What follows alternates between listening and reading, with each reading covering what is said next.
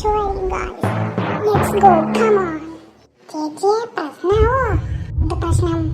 നമ്മൾ കടക്കുടാ, നമ്മൾ ഗ്രാനീനെ കടത്തുടാ. ഈ വാടാ പേർത്തണ്ട. നമ്മൾ ഗ്രാനിയെ പിടിക്കാൻ പോവാണ് ഗായ്സ്. അതിന് കുറെ ടൂൾ ആവശ്യമാണ് ഗായ്സ്. ഗ്രാനി ഇവിടെ ഒന്നും ഇല്ലാതെ തോന്നുന്നു ഗായ്സ്.